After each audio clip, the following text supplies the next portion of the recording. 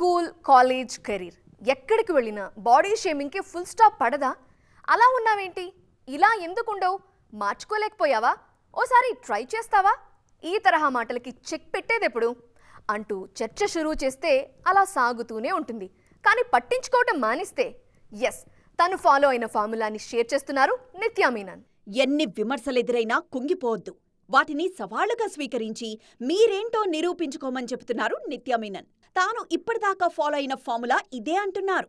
నిత్య ఉంగరాల జుట్టు స్పెషల్గా ఉంటుందని ఇప్పుడు పొగుడుతున్నారు, కానీ ఆ హెయిర్ స్టైల్ గురించి కామెంట్లు చేసిన వారే ఎక్కువట.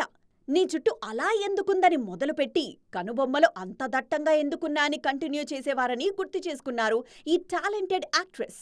పొట్టిగా ఉన్నానని, లావుగా ఉన్నానని, తగ్గమని, పెరగమని సలహాలిచ్చిన వారి సంఖ్యను లెక్కబెడితే ఈ లైఫ్ సరిపోదనంటారు నిత్య.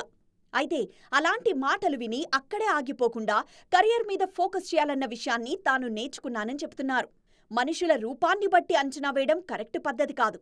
మనం సెలెక్ట్ చేసుకున్న కెరియర్లో ప్రూవ్ చేసుకున్నప్పుడు ఖచ్చితంగా ఇలాంటి వాటిని కొట్టిపారేయచ్చంటున్నారు నిత్య. ప్రస్తుతం తమిళ ప్రాజెక్టులతో బిజీగా ఉన్నారు ఈ లేడీ.